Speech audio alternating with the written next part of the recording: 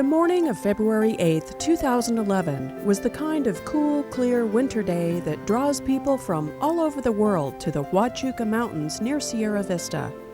Normally they can expect to enjoy mild weather and abundant local wildlife, but when Tom Beatty Jr.'s hound dog slipped out of the garden gate, the day began to get a whole lot more interesting.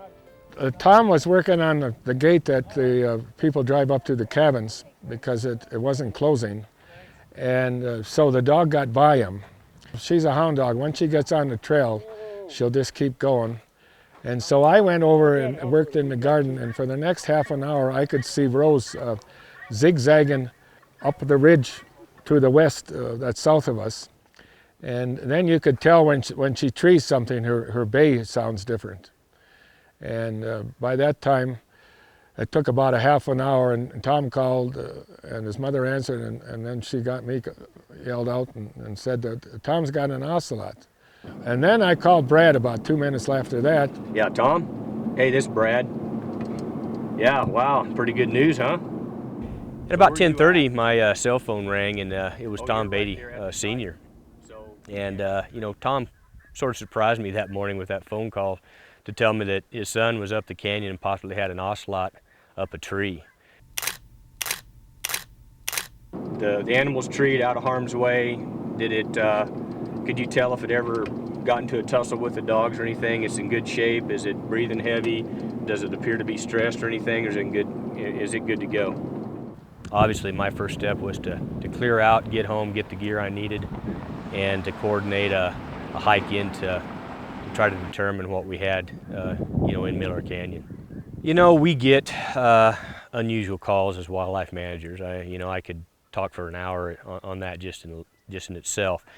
However, my relationship with the Beattys has went back, nearly 18 years. They're stewards up here of the land. They live in a really unique spot, a corridor for a lot of animals, a lot of diversity here in Miller Canyon. The Beatty family has lived in Miller Canyon for more than 40 years, and their stewardship includes raising endangered Chiricahua leopard frogs in cooperation with Arizona Game and Fish. So Brad knew he could trust their information. And to be honest with you, when I received the phone call, there wasn't much of a doubt in my mind that we had something else, obviously, than just a typical bobcat or a juvenile mountain lion. As Tom Sr. made his way up the rugged mountain terrain to see what his son's dog had treed, Brad and two other wildlife managers were hurrying to the scene. The ocelot was treed approximately 10:30. That's when I received the call. The first people on scene was two of our wildlife managers. Brian Marshall and Aaron Miller were there about 15 minutes before I was, because I had to stop in at my house and get my gear, my cameras, and my video camera, and my still photograph camera. So they got there about 15 minutes ahead of us. It was a pretty nasty hike once we came up and out of the main canyon bottom. It was on a really steep slope, and like I said, it was an old burn that had been through there in years past, so it was very tangled, very difficult to maneuver through. And of course, I was carrying my hunting pack, which isn't the lightest pack, but I'm glad I took all the precautions and took what I felt was necessary that morning, because once I got there, it all paid off to see the ocelot in the tree. And fortunately for the spectators, this ocelot picked a dead tree to hole up in, making this rare and beautiful cat easier to see and photograph. It was a wowing experience, actually. I think we all looked at each other, and we had Googled on the cell phones on the way up some photographs to make sure that we looked for the characteristics, what we could visually see when we got there. And like I said, it was pretty immediate, the spotting and the barring on the tail, which is what I saw first, because I actually came in up above the cat in the tree, and I could see its hindquarters, its tail. Couldn't see any of its front shoulders or its head, but from what I saw was the barring on the tail, and it was pretty obvious what we had. What they had was very unique. Ocelots are one of the rarest wild cats on this side of the world. They've been listed as protected under the Endangered Species Act since 1982, and in the last 50 years there have been only 3 confirmed sightings in Arizona. The last known sighting was in 2009, and I believe it has been confirmed by a trail camera photograph just north of here, about 30 miles in the Whetstone Mountains. Highly unlikely it was the same animal due to the home range of a typical male ocelot, which generally ranges from 10 to 20 miles. There's populations, I think, breeding populations fairly close to us to the south. There has been some photographs taken on trail cameras on ranches in Mexico, Sonora, Mexico specifically. We may be on the north extent of their home range. That may be one of the reasons why we've only been able to document adult males. They're traveling a little bit farther. You know, maybe they're dispersing, you know, young to middle-aged males that are going out, hitting some of the untraditional fringes of their home range or their occupied territories in areas that are suitable habitats like we have here in the Huachucas. Ocelots are typically about twice the size of an average house cat and are solitary and nocturnal animals.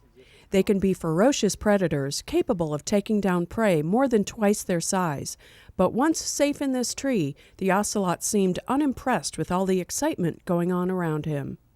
Ocelot, as far as I'm concerned, acts like essentially a feral house cat. I've seen a lot of bobcats up a tree, and I've seen a lot of mountain lions up a tree, and both of those animals jump around a lot. And I've seen feral cats up a tree and house cats. And they just sit there, the house cats just sit there. And this ocelot just sat there, even though the wind was blowing up to 48 miles an hour that day. And so it was a very calm cat, cool cat. Even though the cat seemed calm, Brad and the others wanted to make their time there short so as not to stress the animal and to let it go on its way as soon as possible. One of the first things I wanted to accomplish was getting in there and very, very efficiently and effectively document what we had in the tree. And that meant a couple of things: getting good quality photos and video of it from different angles, which we did, and to do it relatively quickly. It wasn't a hot day. It was a very typical late winter morning, afternoon, breezy conditions that day, some fairly heavy winds. The animal obviously wasn't exhausted from the brief chase that the dogs put it up to. We got in there at about 12:15, began our photographing, and we left the site at 1:15. We were in there exactly 1 hour. Now we went back up there a little bit later to GPS the site in general, and from a distance they was able to see that the ocelot was still in the tree. The following morning I sent Brian Marshall back in, he's the wildlife manager in 35A, to try to collect some hair samples from the tree. We did collect some scat, some fresh scat. We weren't able to find really quality hair samples, but he was in there the following morning just after daybreak, and the ocelot had apparently, you know, got down and went on its way without any kind of concern. Miller Canyon is home to a wide variety of wildlife and is considered a top birding location, so wildlife managers like Brad have seen just about everything there, from a big mama bear with her cubs to tiny hummingbirds, but what he encountered on February 8th may never happen again.